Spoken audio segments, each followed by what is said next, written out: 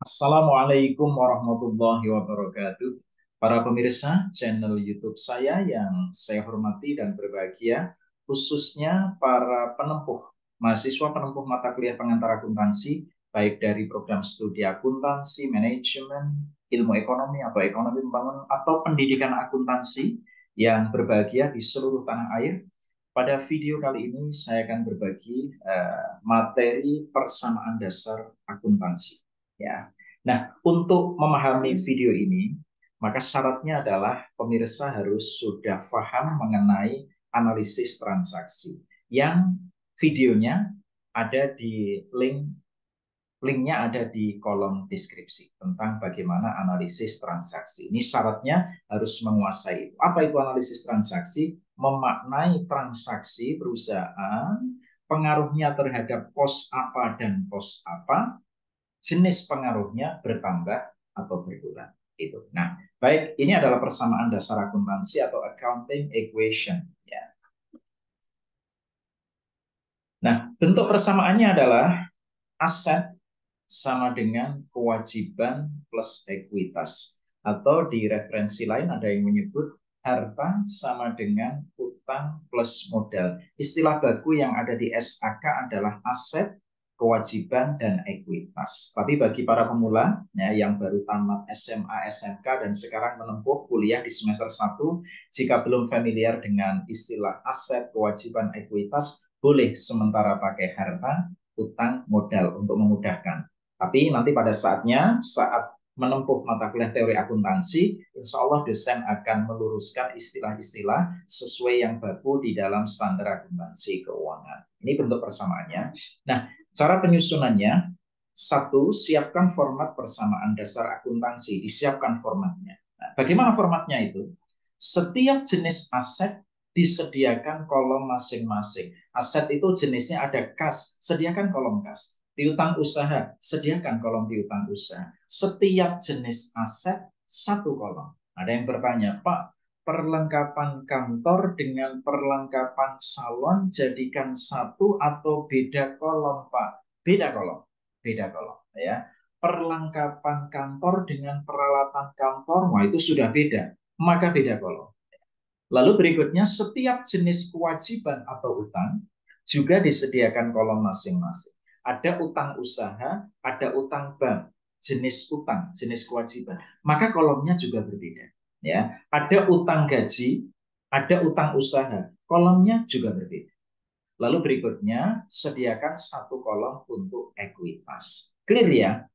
Jadi kolom aset sediakan kolomnya, setiap jenis aset satu kolom masing-masing ya. Setiap jenis kewajiban juga masing-masing satu kolom. Lalu untuk ekuitas satu kolom. Nah, berikutnya tinggal tambahkan kolom tanggal di sisi kiri dan kolom keterangan di sisi kanan. Sehingga tampilannya menjadi seperti ini. Ini ya, misalnya ini ya. Ada kolom asetnya adalah kolom kas, piutang, perlengkapan, peralatan, dan akumulasi penyusutan peralatan nanti saya jelaskan nanti ya. Lalu ini utang usaha dan utang bank, ini kelompok kewajiban atau utang, lalu sediakan satu kolom modal. Ini seperti saya sampaikan tadi ya. Berikutnya tambahkan kolom tanggal di sisi kiri dan kolom keterangan di sisi kanan. Clear ya? Nah, ini untuk akumulasi penyusutan ini memang ketika sudah berlanjut ke transaksi penyesuaian ya. Kalau belum untuk awal biasanya kolom akumulasi penyusutan ini belum muncul ya. Tapi ini sekalian saya contohkan. Jadi akumulasi penyusutan aset, penyusutan peralatan, akumulasi penyusutan gedung, akumulasi penyusutan mobil itu menyertai asetnya. Jadi letak kolomnya di kelompok aset, tapi nanti perlakuannya mengurangi. Saya ulang, kelompok kolomnya tetap ikut kelompok kolom aset, tapi perlakuannya nanti mengurangi ya. Jadi akumulasi penyusutan peralatan nanti minus karena dia sebagai pengurang dari peralatan. Begitu. Nah, saudara pemirsa, loh, kenapa kita bisa mengidentifikasi kolomnya hanya ini? Maka tipsnya biar pemirsa itu ketika mengerjakan persamaan dasar akuntansi itu eh, kolomnya ini bagus, bisa tertata lebih dulu, maka transaksi secara teoritik ini ya, teoritik ketika kuliah ya, semua transaksi yang akan dikerjakan, saudara analisis transaksinya dulu. Kas bertambah, utang bertambah, perlengkapan kantor bertambah, kas berkurang. Diidentifikasi dulu, nanti dari identifikasi itu butuh kolom berapa. Nah, itu biar bagus. Jangan seperti mahasiswa saya belum menganalisis transaksi, lalu membuat garis-garis kolom. Kas, wah. Lalu berikutnya sediakan butuh kolom lagi, butuh kolom lagi. Sampai ini akhirnya terhimpit-himpit kolomnya nggak beraturan. Karena sebelumnya belum diidentifikasi dulu. Saran saya ulangi, ketika ada transaksi, saudara analisis transaksi dulu sehingga ketahuan ya jenis asetnya, jenis utangnya, lalu modalnya atau ekuitasnya, sehingga bisa kita siapkan kolomnya. Aset butuh berapa kolom? Oh, 7 kolom sediakan. Utang butuh 3 kolom sediakan, sehingga tampilannya menjadi bagus. Ya, oke, seperti itu. Bagaimana dengan pendapatan dan beban? Di analisis transaksi kan ada pendapatan, ada beban. Kok tadi nggak lihat kolom pendapatan dan beban? Saudara, kolom ekuitas itu untuk menampung transaksi 4 hal. Satu, modal itu sendiri atau setoran modal dari pemilik itu, modal itu sendiri. Yang kedua, transaksi pendapatan. Yang ketiga, jenis transaksi beban. Dan yang keempat adalah prive. Sehingga itu semuanya masuk ke kolom ekuitas atau kolom modal tadi. Ya. Maka dari itu, ketika ada transaksi yang dicatat di kolom modal, maka kolom keterangan, kolom modal, kolom ekuitas, maka kolom keterangannya harus diisi untuk membedakan dari 4 jenis transaksi tersebut. Begitu angkanya masuk kolom modal atau kolom ekuitas, harus diberi keterangan. Karena ini kalau nggak diberi keterangan, kita jadi kesulitan. Ini apa ini? Karena ada 4 yang masuk ke kolom itu. Bisa modal, bisa pendapatan, bisa beban, bisa prive. Begitu ya. Nah, sekarang kita contoh ya. Contohnya hanya 3 karena ini pendekatannya teori ya. Nanti kalau untuk praktiknya yang utuh, lihat video saya berikutnya ya. Misalnya 1 Oktober, Tuan Alfian menginvestasikan uang tunai ke perusahaan sebesar 100 juta sebagai modal perusahaan. Tanggalnya analisis transaksinya adalah berarti kas bertambah, modal Tuan Alfian bertambah. Nah, ini tentang analisis transaksi ada di video saya sebelumnya ya. Linknya bisa dilihat di kolom deskripsi. Bisa diputar. Saudara, putar-putar lagi, pelajari sampai hafal ya. Kita masukkan tanggal 1 Oktober, kasnya bertambah 100 juta, modal Alfian bertambah 100 juta. Nah, karena angka itu masuk kolom modal, maka kolom keterangan diisi modal Alfian. Clear ya? Ini perhatikan ini ya.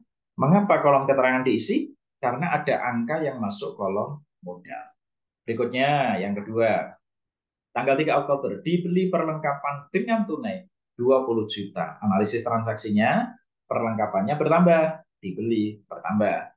Kasnya berkurang, belinya dengan tunai, kasnya berkurang.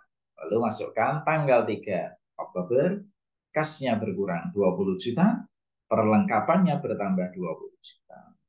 Lalu ini kita hitung ya, kita hitung seperti itu ya, 100 dikurangi 20 juta di kasnya ini ya, 80 juta, ini 20 juta, ini 100 juta. Nah, Saudara, perhatikan ini, kolom keterangan tidak diisi. Kenapa? Karena transaksi tadi tanggal 3 itu hanya masuk ke kolom kas dan kolom perlengkapan, tidak masuk kolom modal, maka keterangannya tidak perlu diisi. Ya, oke. Satu lagi ya, tanggal 5 Oktober dibeli perlengkapan dengan kredit 40 juta. Analisis transaksinya perlengkapannya bertambah. Membeli perlengkapan, perlengkapannya bertambah.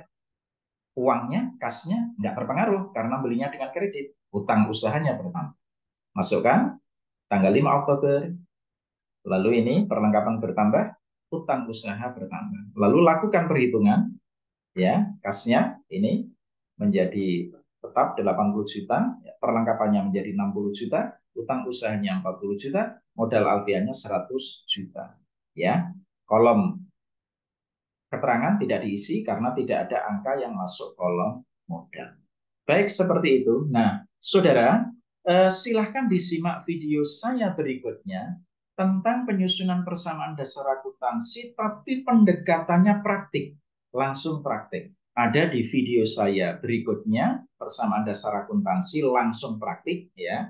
Yang link videonya ada di kolom deskripsi.